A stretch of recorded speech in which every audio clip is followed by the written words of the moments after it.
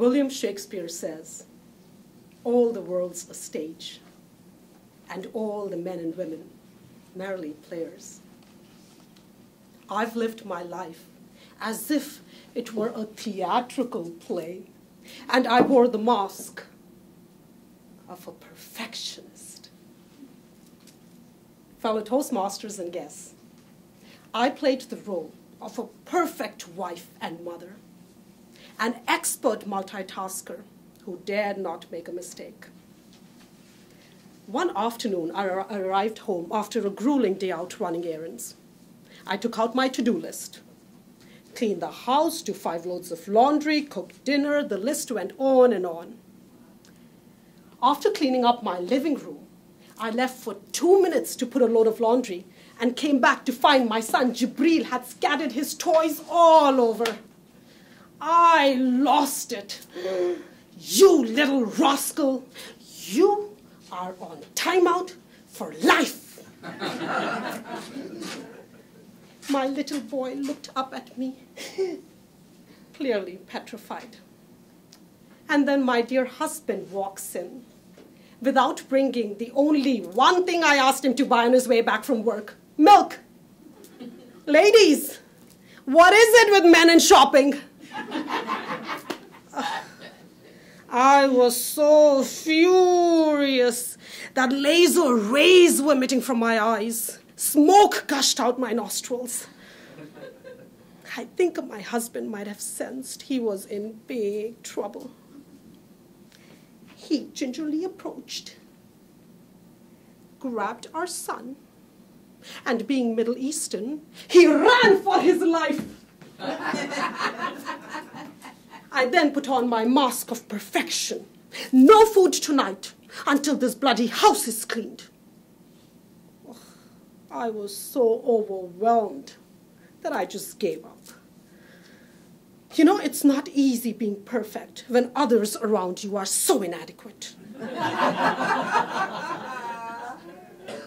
so I thought. In trying to pursue my sense of perfection, I would get really frustrated if my husband or my son failed to meet my expectations. I'd come down hard on them and on myself for the littlest mistakes. After all, when you're holding on to that hammer, everything begins to look like a nail. Then one morning, I started noticing a peculiar pattern in my son's behavior. If a puzzle piece was placed wrong, if his coloring went outside the line, he would feel hopelessly stuck, get awfully aggravated, and then just give up.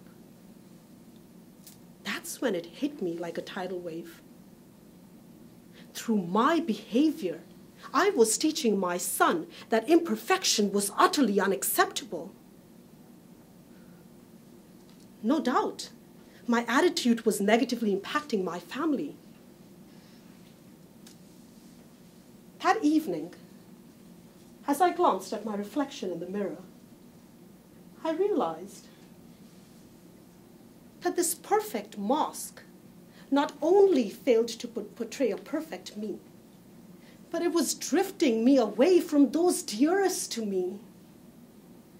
How could I be caring, considerate, compassionate towards my family if I couldn't even embrace my own weaknesses, my imperfections, my vulnerabilities? It was time to unveil that mask and reveal the person I really am.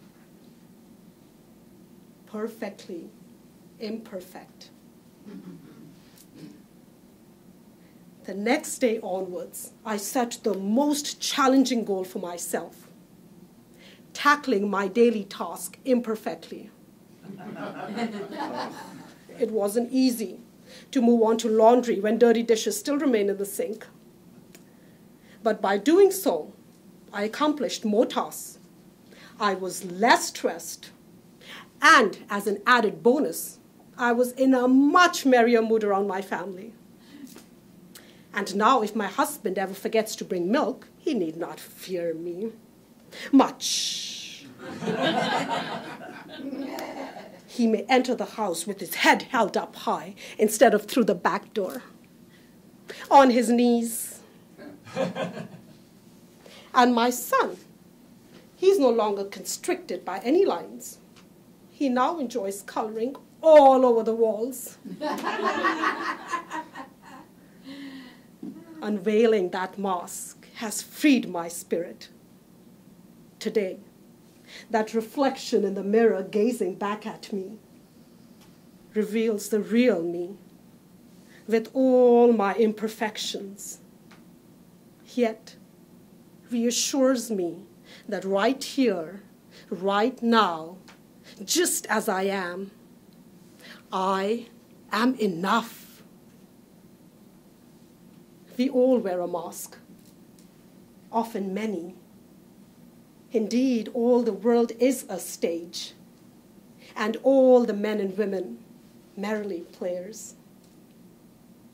And sometimes the hardest role to play is to just be who we really are.